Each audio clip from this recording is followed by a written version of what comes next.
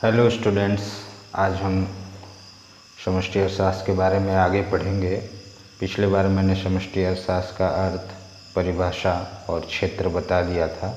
आज हम पढ़ेंगे समष्टि अर्थशास्त्र की विशेषताएं।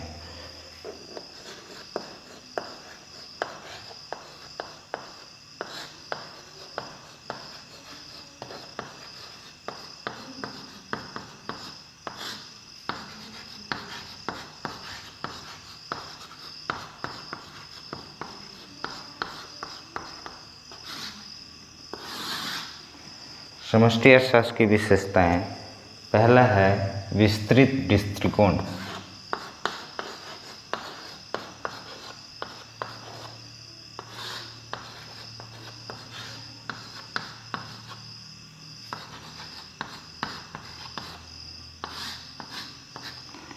आपको जब मैं समष्टि अर्थशास्त्र का अर्थ बताया था उस समय ये क्लियर कर दिया था कि समष्टि अर्थशास्त्र में एक बड़े दृष्टिकोण से अध्ययन किया जाता है, समग्र का अध्ययन किया जाता है, छोटी छोटी इकाइयों का अध्ययन नहीं किया जाता है। यही चीज़ आपको इस पॉइंट में लिखना है कि समष्टि अर्थशास्त्र में बड़ी चीज़ों का, बड़े चरों का, बड़े योगों का अध्ययन किया जाता है, जैसे राष्ट्रीय आय, कुल रोजगार, कुल उत्पादन, मौद्रिक नीति वगैरह वगैरह का। छोटी छोटी इकाइयों का यहाँ पर कोई महत्व नहीं होता है, बड़ी इकाइयों का अध्ययन किया जाता है, इसलिए इसको विस्तृत दृष्टिकोण का अध्ययन कहा जाता है समष्टि अर्थशास्त्र को। दूसरा है सामूहिक हितों पर जोर।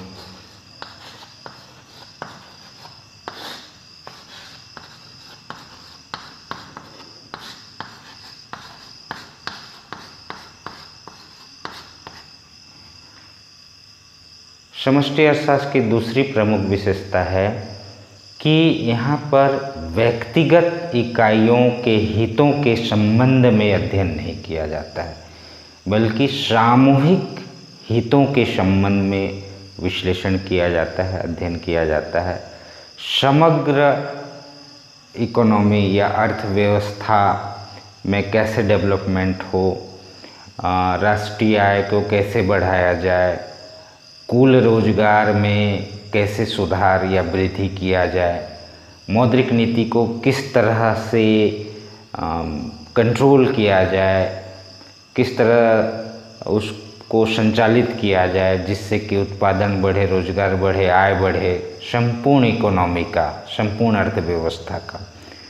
अर्थात इसमें पर्टिकुलर किसी एक इकाई या एक व्यक्ति या एक फर्म के प्रॉफिट या हित को ध्यान में नहीं रखा जाता है, बल्कि संपूर्ण अर्थव्यवस्था के हितों के संबंध में अध्ययन किया जाता है।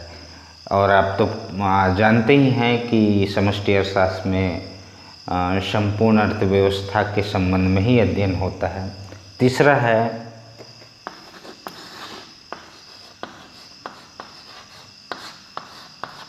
आय एवं रोजगार सिद्धांत।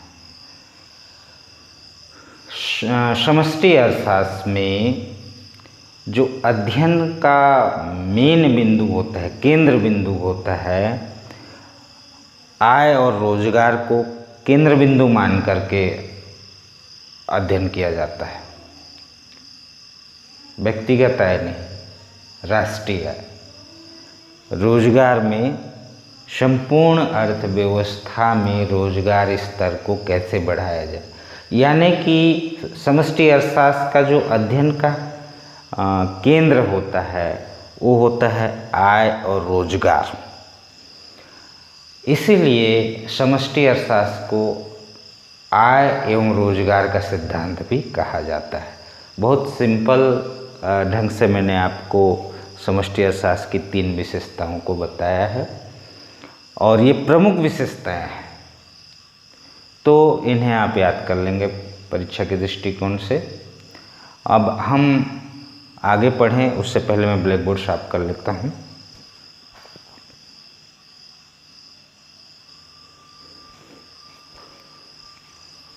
अब हम समष्टि अर्थशास्त्र की विशेषताओं को जान चुके हैं। अब हम अध्ययन करेंगे इम्पोर्टेंस ऑफ मैक्रो इकोनॉमिक्स, यानी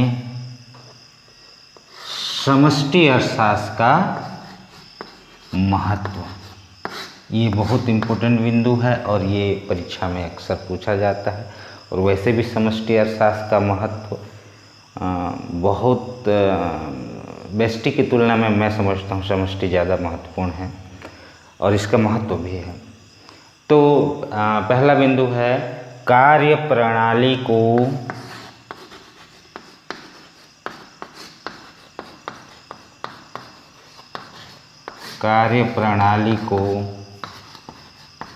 समझने में सहायक। समष्टि अर्थशास्त्र अर्थव्यवस्था की कार्यप्रणाली को समझने में हमारी मदद करती है। संपूर्ण देशों में कुछ न कुछ समस्याएं होती हैं। कुल आय की समस्या, कुल उत्पादन बढ़ाने की समस्या, कुल रोजगार में वृद्धि करने की समस्या, और इन चीज़ों का समष्टि अर्थशास्त्र में विश्लेषण किया जाता है। विश्लेषण करने के पश्चात उन समस्याओं को कैसे सुलझाया जाए, उसका समाधान निकाला जाए, उन समस्याओं को कैसे हल किया जाए। कुल आय की समस्या, कुल रोजगार की समस्या, कुल उत्पादन की समस्या, इन समस्याओं का पहले तो एनालिसिस किया जाता है, फिर सॉल्यूशन निकाला जाता है। और इसमें हमारी मदद कौन करता है? समष्टि अर्थशास्त्र। तो समष्टि अर्थशास्त्र अर्थव्यवस्था की संपूर्ण कार्यप्रणाली को समझने में सहायक होता है। ठीक है। दूसरा,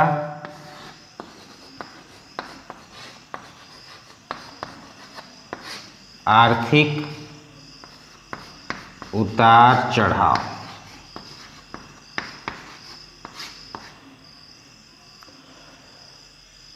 सभी देशों में अर्थव्यवस्था में उतार चढ़ाव होता रहता है, यानी मंदी तेजी की स्थिति आती रहती है। और यहाँ पर समष्टि अर्थशास्त्र का रोल बहुत ज़्यादा बढ़ जाता है। क्यों? क्योंकि अगर अर्थव्यवस्था में इस तरह के उतार चढ़ाव यानी मंदी या तेजी बारंबार होता रहेगा तो वहाँ की इकोनॉमी दिन ब दिन नीचे की ओर जाएगी, ग्रोथ नहीं करेगी। उस देश की इकोनॉमी को हम बहुत अच्छा मानते हैं जहाँ पर ज़्यादा उतार चढ़ाव नहीं होते हैं। समष्टि अर्थशास्त्र का यहाँ पर क्या रोल है? समष्टि अर्थशास्त्र समग्र रूप से सभी बिंदुओं का विश्लेषण करता है, चाहे वो रोजगार से संबंधित हो, कुल उत्पादन से संबंधित हो, मौद्रिक नीति से संबंधित हो, कुल आय से संबंधित, इन सारी चीज़ों का विश्लेषण करता है। विश्लेषण करने के बाद उनमें जो जो समस्याएं हैं उन समस्याओं को कैसे सॉल्व किया जाता है ये बताता है। ये पहले बिंदु में मैंने आपको बताया है। तो जब हम जान पाते हैं कि अर्थव्यवस्था में उतार चढ़ाव क्यों हो रहा है, कहाँ पर समस्या है, उन समस्याओं का समाधान करने के बाद अर्थव्यवस्था को स्टेबल करने की कोशिश की जाती है, यानी कि स्थिर करने की कोशिश की जाती है, उतार चढ़ाव को कम करने का प्रयास किया जाता है। यहाँ पर समष्टि अर्थशास्त्र हमारी मदद करती है और इसकी मदद से हम आर्थिक उतार चढ़ाव को कम कर पाते हैं, स्टेबल कर पाते हैं। और जहाँ आर्थिक उतार चढ़ाव कम हुए माने अर्थव्यवस्था ग्रोथ करने लगती है, आर्थिक विकास तेज़ी से होने लगती है। अमेरिका ब्रिटेन जैसे जो विकसित देश हैं वहाँ आर्थिक उतार चढ़ाव बहुत कम होते हैं, अर्थव्यवस्था में स्थिरता रहती है। लेकिन जो विकासशील देश हैं उन देशों में आर्थिक उतार चढ़ाव के कारण महंगाई कभी बहुत तेज़ हो जाती है या फिर किन्हीं किन्हीं वस्तुओं की कीमतें घट जाती हैं, उत्पादकों को नुकसान होता है। तो ये कुल मिलाकर के किसी भी आर्थिक उतार चढ़ाव किसी भी अर्थव्यवस्था के लिए नुकसानदेह होते हैं। आर्थिक उतार चढ़ाव को स्थिर या कम करने में हमारी मदद करती है मैक्रो इकोनॉमिक्स या समष्टि अर्थशास्त्र। तीसरा है उचित मौद्रिक नीति।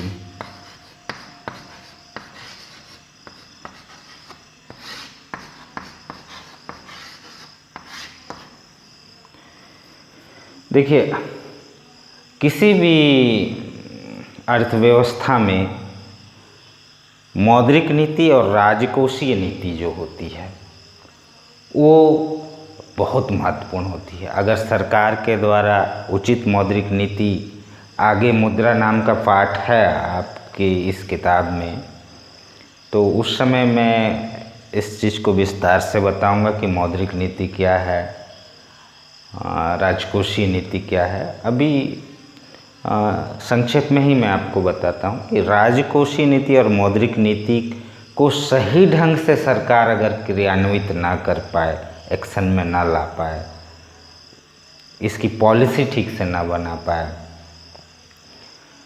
तो या तो रोजगार में कमी आ सकती है, या महंगाई बढ़ सकती है, या उद्योग जो छोटे उद्योग हैं वो नष्ट हो सकते हैं, घाटे पे जा सकते हैं, इकोनॉमी चरमरा सकती है। तो किसी भी देश के लिए उचित मौद्रिक नीति का पालन करना, उचित राजकोषीय नीति का पालन करना बहुत महत्वपूर्ण होता है। आपको पता है मौद्रिक नीति के तहत कुछ साल पहले हमारे देश में डीमोनेटाइजेशन किया गया था, नोटबंदी किया गया था। अब आप इसका विश्लेषण कीजिएगा कि ये भी एक मौद्रिक नीति की घटना है और इससे इकोनॉमी पे क्या फ़र्क पड़ा, ये इस पे आप चिंतन कीजिएगा। आपने किन किन समस्याओं का सामना किया या आपको क्या फ़ायदे हुए जब डिमोनेटाइजेशन हुआ था, नोटबंदी हुई थी तब। वो भी मौद्रिक नीति की एक घटना है। तो सरकार को उचित मौद्रिक नीति और राजकोषीय नीति बनाने में, उसको इम्प्लीमेंट करने में मैक्रो इकोनॉमिक्स हेल्प करता है। ये मैक्रो इकोनॉमिक्स का इम्पोर्टेंस है या महत्व है। ये 3 बिंदु महत्वपूर्ण हैं, इन्हें आप याद कर लेंगे। ओके,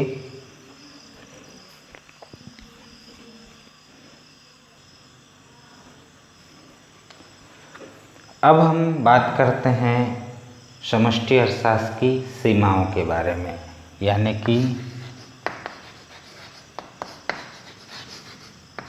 लिमिटेशन ऑफ मैक्रो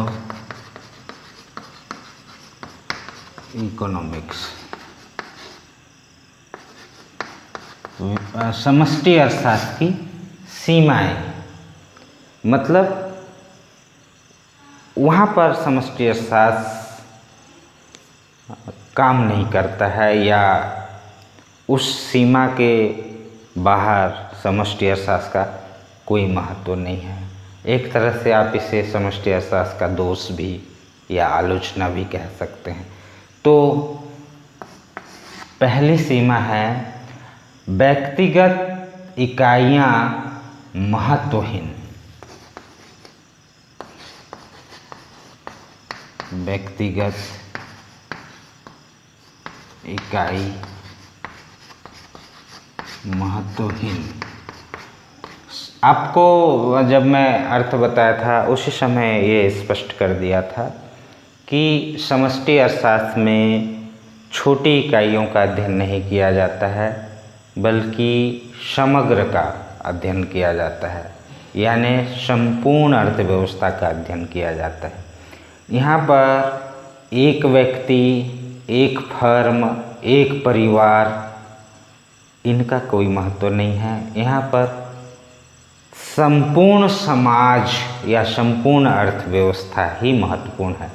तो हम कह सकते हैं कि समष्टि अर्थशास्त्र में छोटी इकाइयाँ या व्यक्तिगत इकाइयों का कोई महत्व नहीं होता है। दूसरा है निष्कर्षों का व्यवहारिक ना होना।